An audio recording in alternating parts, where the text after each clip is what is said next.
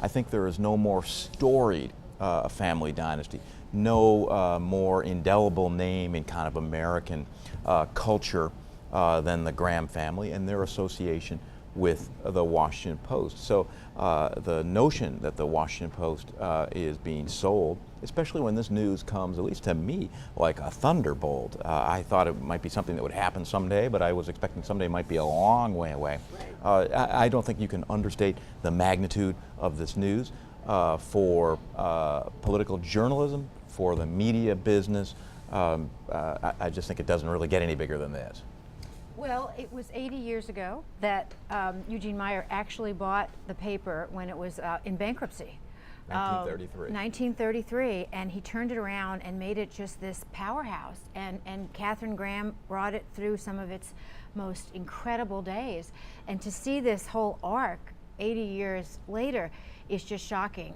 The newsroom didn't know about it. You know, in addition to being just an incredible anchor in this town and nationally and globally, it was a family operation. To me, though, there's a bunch of questions that some of which are going to get answered in probably the coming day or so, and some of which I think are going to take months or even years to answer. One of my big ones is Jeff Bezos. Does he have some kind of theory of the case?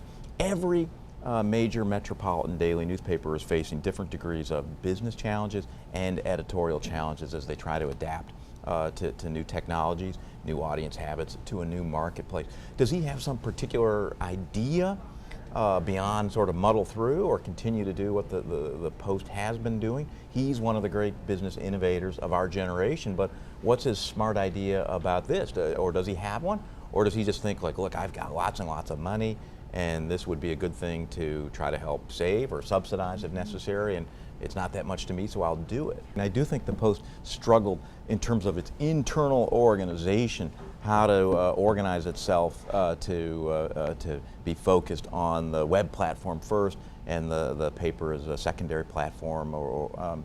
That part is true, but I don't think they've really struggled online. They are among the top 5 national news sites, or certainly often have been. They get a great big audience in terms of national politics. I think that lots of places that get a big national audience still have trouble monetizing that audience, and I don't know that that's been due to a lack of focus or anything relating to their internal organization. For a time they had 2 newsrooms, the digital newsroom over here in Virginia and the print newsroom or the traditional newsroom down in Washington. They've given that up, but I think the challenge is that either a metropolitan daily faces or a national news organization, and the Post is a little of both. Those challenges are kind of deep and profound and don't really have anything to do with how they're organized or whether they got a fast start or a slow start in terms of adapting. I'm very saddened by it, but I'm trying to think that maybe this is a good thing, that maybe Jeff Bezos can bring a fresh eye and a new business model, because clearly the business model they had was not working. John? Yeah, it certainly it may not evoke sadness, but it does evoke nostalgia. The Post and the Graham family stood for very powerful and I think very positive values during their stewardship of the paper. But you know, any of us in this business, including all of us at Politico here, we don't really have any time for sadness or for sentiment. Like, the question is, like, how do we attack the future and avoid getting victimized, as some businesses have, by these trends? And so I think it's going to be an interesting time at the Post. I'll be curious the answer to that question. Does Bezos have a strategy? Does he have a theory of the case?